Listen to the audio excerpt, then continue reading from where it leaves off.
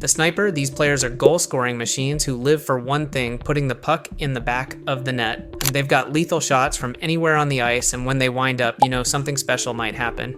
Ovechkin's been doing it for 2 decades with that iconic one-timer from the left circle, and he's still hunting Gretzky's record. Pasternak can pick corners like he's playing darts, and Matthews has one of the purest releases in the game. It's like these guys are walking highlight reels, but they're also kind of selfish in the best way possible. They don't really care about fancy passes or playing defense. Their job is simple: score goals and make goalies look stupid. Teams build entire power plays around getting these guys the puck in their sweet spot. The downside is when they're not scoring, they can disappear completely, and some of them treat back-checking like it's optional. But when they're hot, they can single-handedly win games, and that's why every team wants one, even if they drive coaches crazy sometimes. If you're enjoying this breakdown of every NHL player archetype, make sure to smash that like button and subscribe for more hockey content. The playmaker, these players see the ice like they're playing chess while everyone else is playing checkers. McDavid doesn't just make passes, he creates plays that shouldn't exist and somehow threads the needle through 3 defenders. Crosby's been doing it for years with that hockey IQ that's off the charts, and McKinnon can turn a broken play into a scoring chance with one pass. They're the guys who make their teammates better just by being on the ice with them. Playmakers have this weird sixth sense where they know where everyone's going to be before they even get there. They rack up assists like other people rack up penalty minutes, and watching them work is like watching an artist paint. And the problem is they can be too unselfish sometimes, passing up good shots to make a perfect pass that doesn't work. They also get targeted by opposing teams because everyone knows if you shut down the playmaker, you shut down the whole offense. But when they're clicking, there's no better player to watch in hockey. The power forward, these players are basically human bulldozers who can also play hockey. Tom Wilson can drop the gloves, fight your toughest guy, then score a goal 5 minutes later like nothing happened. These guys combine size, skill, and attitude in a way that makes defenders think twice about everything they do. Gordie Howe was the original power forward, and he did it all: scored goals, threw hits, and fought anyone who looked at him wrong for like 30 years. Power forwards are the players other teams hate playing against because they make every shift feel like a battle, and they can park in front of your goalie screenshots and tip in rebounds, but they can also dangle around defenders when they feel like it. The beauty of a power forward is that they're unpredictable. You never know if they're going to pass, fight, or score. They're also impossible to replace because finding a guy who's big skilled and willing to fight is like finding a unicorn. When power forwards are on their game, they take over entire series and make life miserable for everyone wearing the wrong jersey. The grinder. These players do all the dirty work that skill guys don't want to do. Marcus Foligno and Corey Perry have made careers out of being annoying and winning puck battles in the corners where nobody wants to go. They're not the prettiest players to watch, but they're the ones who make teams work. Grinders live in the trenches along the boards, fighting for loose pucks and making life difficult for star players. They'll block shots, throw hits, kill penalties, and do whatever it takes to help their team win. And these guys usually play on the 3rd or 4th line, but they're essential because they give skilled players the space to operate. Brendan Lemieux types are the reason playmakers can make those pretty passes because someone's doing the grunt work to get them the puck. The thing about grinders is they never take a shift off. Even when they're getting outplayed, they keep working. They're not going to wow you with highlight reel plays, but they'll wear you down over 60 minutes. Every Stanley Cup team has a few grinders, and there's a reason for that. Someone has to do the heavy lifting. The enforcer, these players are basically paid bodyguards on skates, and everyone knows exactly why they're there. Ryan Reeves and Kyle Clifford don't pretend to be skill players. They're there to fight, protect their teammates, and make the other team think twice about taking liberties. When someone takes a cheap shot at your star player, the enforcer is the guy who shows up to collect the debt. They can't really skate that well, and their hands are made of stone, but put them in a scrap, and they're artists. Ross Johnston and Mark Borowiecki types have one job: make sure nobody messes with their teammates, and they take that job very seriously. The old school enforcers like Georges Larac actually had some personality and would smile while they beat you up. Modern enforcers are a dying breed because the game's faster now, but teams still keep one around just in case. They might only play 6 minutes a night, but those 6 minutes can change the entire tone of a game. The reality is most enforcers know their NHL careers are short, so they make the most of every fight and every shift they get. The two-way forward. These players are the Swiss Army knives of hockey, who can do literally everything you ask them to do. Patrice Bergeron was the gold standard for this archetype, playing elite defense while still putting up 60 points a season and winning faceoffs like a machine. Ryan Getzlaf could quarterback a power play, then turn around and kill penalties without missing a beat. These guys are coaches' dreams because they never have to worry about what line to put them on or what situation to use them in. Two-way forwards are the players who make $20 million superstars look good because they handle all the responsibility that comes with playing center. They're usually the guys taking the important face-offs in their own zone with 30 seconds left in the period. The problem is they never get the credit they deserve because playing good defense doesn't show up on highlight reels. They're also expected to do everything, which means when something goes wrong, it's probably their fault somehow. But every championship team has at least one elite two-way forward because you can't win with just skill. You need someone who actually cares about playing the right way. They might not have the flashiest stats, but they're the glue that holds good teams together. The dangler toy skill player. These players treat the puck like it's attached to their stick with a string and defenders like they're traffic cones. Trevor Zegras makes moves that shouldn't be physically possible and somehow pulls them off in real NHL games against grown men. Young Patrick Kane used to make veteran defensemen look like they were skating in quicksand with his ridiculous hands and creativity. These guys live for the highlight reel play, even if it means turning the puck over half the time trying to be too fancy. Skill players have this confidence that borders on arrogance, where they think they can beat anyone one-on-one, and sometimes they're actually right. They're the players that make you rewind the TV to watch their moves again because you can't believe what you just saw. The downside is they can be incredibly frustrating to watch when they try to deke through four guys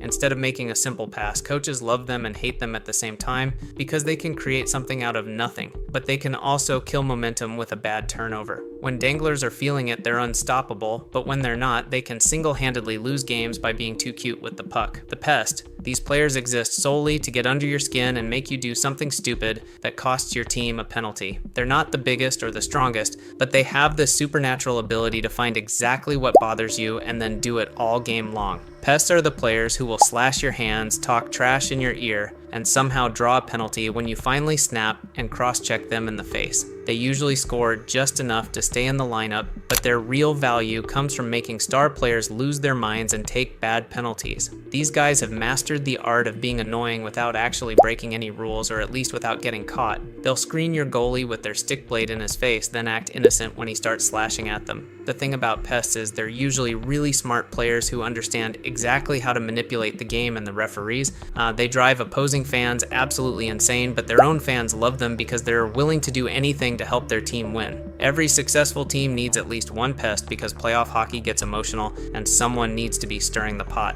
The shutdown forward. These players are defensive specialists who treat preventing goals like it's a personal mission from God. They're the guys coaches send out when they need to protect a lead or kill a crucial penalty late in the game.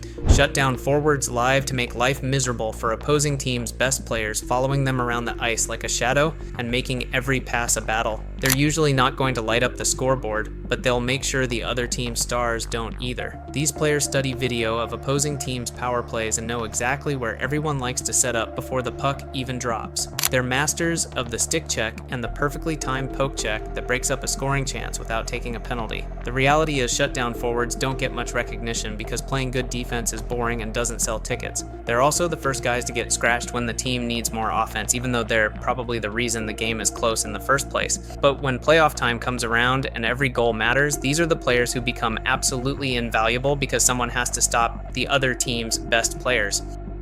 The speedy winger. These players are basically cheetahs on ice who can turn a nothing play into a breakaway in about 3 seconds. They live for odd man rushes and stretch passes where they can use their speed to blow by defenders who are already thinking about their next shift. Speedy wingers are the players who make coaches nervous because they're always one pass away from being alone with the goalie, but they're also one bad read away from being caught out of position.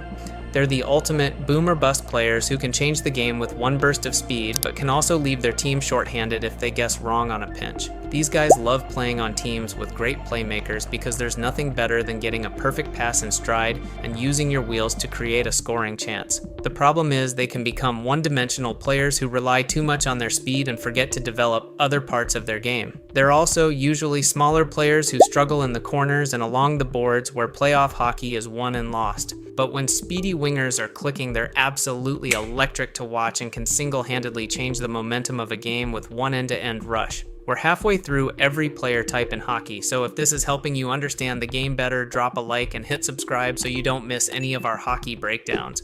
The net front presence. These players are basically human pylons who park themselves in front of the goalie and refuse to move no matter how much punishment they take. They live in the dirty areas where pucks bounce around and goalies can't see, and they're perfectly fine getting cross-checked in the kidneys all game long if it means screening a shot. Net front guys are the players who score the ugliest goals in hockey. Deflections off their shin pads, rebounds that bounce off their face, and tap-ins from 2 feet out that look easy but really aren't. And they're usually big, strong players who can hold their ground against defensemen trying to move them, and they've mastered the art of getting their stick on every shot that comes their way. These guys don't care about style points, they just want to be in position when the puck comes to the net, because that's where most goals are scored. The downside is they take an absolute beating every night, and their highlight reel consists mostly of them getting leveled by defensemen who are tired of dealing with them. They're also usually slow skaters who can't really contribute much when the play moves away from the net, but that's okay because their job is pretty specific. Every power play needs a net front presence, and every good team has at least one guy who's willing to go to the dirty areas and pay the price for goals. The energy player. These players are like human Red Bulls who come off the bench and immediately change the entire vibe of the game. They're usually fourth line guys who might only play 8 minutes a night, but those 8 minutes feel like pure chaos and momentum shifts. Energy players are the ones throwing big hits, dropping gloves, and getting the crowd and their teammates fired up when things are going badly. They don't need to be skilled, they just need to be willing to do whatever it takes to spark their team, whether that's fighting the other team's tough guy or laying out their best player with a clean hit. These guys are masters of reading the room and knowing exactly when their team needs a boost, and they're not afraid to do something stupid if it gets everyone else going. And the thing about energy players is they usually have pretty short careers because playing that style takes a toll on your body, and there's always some younger, hungrier guy ready to take your spot. They're also the first guys to get sent down when the team needs more skill in the lineup, but coaches love having them around because they know exactly what they're getting every night. When energy players are doing their job right, the building gets louder, the bench gets more animated, and suddenly everyone else is playing with a little more jump in their step. The offensive defensemen, these players are basically forwards who happen to play defense, and they treat the blue line like a suggestion rather than a rule. Erik Karlsson and Quinn Hughes can quarterback a power play like they're running a symphony orchestra, finding passing lanes that other players don't even see. Paul Coffey was doing this back in the day when defensemen weren't supposed to leave their own zone, let alone lead the rush up ice. These guys live for the moment when they can jump into the play and create an odd man rush or walk the blue line and wire a shot through traffic. Offensive defensemen are the players who make highlight reels with their skating and passing, but also make coaches nervous because they're always one bad pinch away from giving up a 2-on-1 the other way. They're usually smaller, quicker players who rely on their skating and hockey sense rather than size and physicality to defend. The problem is they can be defensive liabilities who get caught up ice or beaten one-on-one by bigger forwards, but when they're on their game, they can take over entire periods. Modern hockey is perfect for offensive defensemen because the game is faster and more skilled than ever, but they still need to remember their defensemen first no matter how tempting that offensive opportunity looks.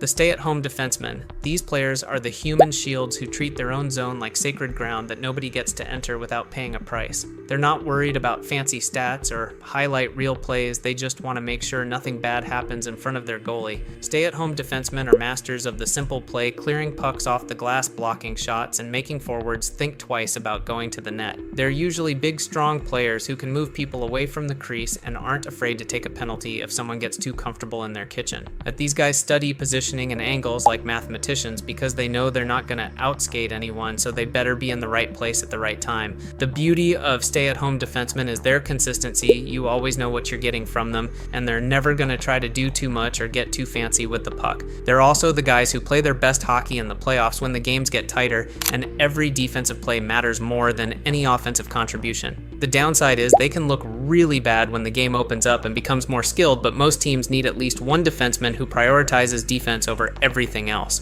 The two-way defensemen, these players are the perfect blend of offense and defense who can shut down opposing forwards and then turn around and quarterback the power play. They're like the Swiss Army knives of the blue line who can do whatever the situation calls for, whether that's blocking a shot, killing a penalty, or jumping into the rush to create a scoring chance. Two-way defensemen are usually the players who log the most ice time because coaches trust them in every situation and know they won't make many mistakes. They're smart players who understand when to take risks and when to play it safe, and they've mastered the art of making the simple play look easy. These guys are the backbone of most successful teams because they can handle top pair minutes against elite competition while still contributing offensively. The challenge for two-way defensemen is that they're expected to excel at everything, which means when something goes wrong, they usually get the blame because they're on the ice so much. They're also the players who often get overlooked for awards because they don't lead any particular category, they're just consistently good at everything. But championship teams are built around two-way defensemen who can eat minutes, handle pressure, and make smart decisions under pressure when the games matter most.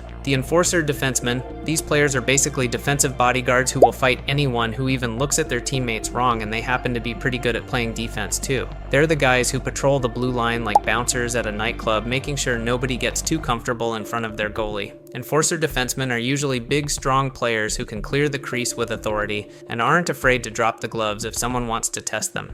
They're different from regular enforcers because they can actually play meaningful minutes and contribute defensively while still being ready to throw hands at any moment. These guys are masters of the big hit and the intimidating presence that makes opposing forwards think twice about going to the net hard. And they're also the players who will chase someone around the ice for 3 periods if they take a cheap shot at a teammate because they take that protection role very seriously. And the problem is they can sometimes get caught up in the fighting aspect and forget they're supposed to be playing defense first, but most coaches are willing to live with that trade-off. They're also becoming rarer in modern hockey because the game is faster, and teams need defensemen who can skate, but every team still wants at least one guy who can send a message when things get out of hand. When enforcer defensemen are doing their job right, opposing teams play a little less aggressive, and their own teammates play with more confidence knowing someone has their back. Before we finish up with the last few archetypes, make sure you're subscribed and hit that notification bell because we've got more hockey content coming your way. The butterfly goalie, these players have turned goaltending into an art form by perfecting the most dominant style in modern hockey, where they drop to their knees and seal the bottom of the net like a wall. Connor Hellebuyck, Sergei Bobrovsky, Thatcher Demko, and Jeremy Swayman have mastered this technique, where they look like giant butterflies spreading their wings to cover every possible angle. Butterfly goalies are incredibly athletic and flexible players who can drop down and pop back up faster than you can blink while tracking the puck through traffic. They've revolutionized the position by making it almost impossible to score low on them and forcing shooters to try to pick corners or go high, which is exactly what they want. These goalies are also masters of controlling their rebounds and directing pucks to safe areas where their defensemen can clear them out of danger. The beauty of the butterfly style is that it looks almost effortless when done right, but it requires incredible core strength and flexibility to maintain proper positioning for 60 minutes. The downside is butterfly goalies can sometimes struggle with high shots or plays where they have to move laterally quickly, but the style is so effective that almost every goalie in the NHL uses some version of it. They're also the reason scoring has gone down in recent years because they've basically solved the geometry of goaltending and made it incredibly difficult to find open net.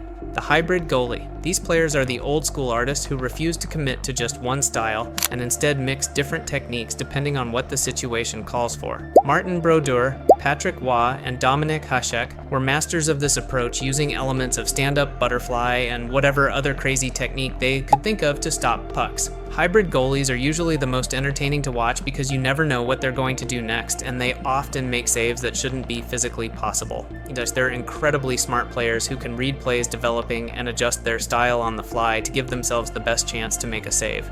These goalies often have longer careers because they're not locked into one technique that might become outdated as the game evolves around them. And the thing about hybrid goalies is they usually have incredible hockey sense and can anticipate what's going to happen before it actually happens, which allows them to be in position even when they're using unconventional techniques. And the downside is they can be inconsistent because they're relying on instinct and feel rather than a systematic approach, which can lead to some spectacular failures along with the spectacular saves. They're also harder to coach because traditional goalie coaches don't always know how to help them when they're struggling, but when hybrid goalies are on their game, they can single-handedly steal series and make saves that become legendary.